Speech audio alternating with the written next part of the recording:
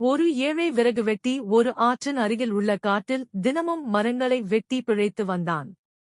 ஒரு நாள் அவன் வழக்கம் போல மரத்தை வெட்டிக் கொண்டிருந்தபோது எதிர்பாராத விதமாக அவரது கோடாலி ஆக்ஸ் கையில் இருந்து நழுவி ஆற்றுக்குள் விழுந்தது. விறகு வெட்டிக்கு கவலையும் பயமும் வந்துவிட்டது. ஏனென்றால் அந்த கோடாலிதான் அவனுக்குச் சொத்து. வேறு கோடாலி வாங்குவதற்கு அவனிடம் பணம் இல்லை. அவன் ஆற்றங்கரையில் உட்கார்ந்து அழ ஆரம்பித்தான். திடீரென்று அந்த ஆற்றிலிருந்து நீர் தேவதை வாட்டர் ஃபேரி ஒருத்தி வெளிவந்தாள். விறகுவெட்டியின் அழுகைக்கான காரணத்தை கேட்டாள். நடந்ததை அவன் சொன்னான். நீர் தேவதை அவனுக்கு உதவ முடிவு செய்து ஆற்றின் ஆழத்திற்குச் சென்று ஒரு தங்க கோடாலியை வெளியே கொண்டு வந்தாள்.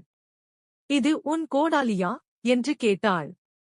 விறகுவெட்டி, இல்லை, இது என்னுடையது அல்ல என்று நேர்மையாகச் சொன்னான். நீர் தேவதை மீண்டும் ஆற்றுக்குள் சென்று இப்போது ஒரு வெள்ளிக் கோடாலியை வெளியே கொண்டு வந்து, இது உன் கோடாலியா என்று கேட்டாள். விறகுவெட்டி அப்போதும், இல்லை, தேவதையே, எதுவும் என்னுடைய கோடாலி இல்லை என்று மறுத்தான். மூன்றாவது முறையாக நீர் தேவதை ஆற்றுக்குள் சென்று அவரது பழைய இரும்புக் கோடாலியை வெளியே கொண்டு வந்தாள். அதைக் கண்ட விறகுவெட்டி, ஆமாம், இதுதான் என்னுடைய கோடாலி என்று மகிழ்ச்சியுடன் கூவினான். விறகுவெட்டியின் நேர்மையை பார்த்து நீர் தேவதை மிகவும் மகிழ்ந்தாள்.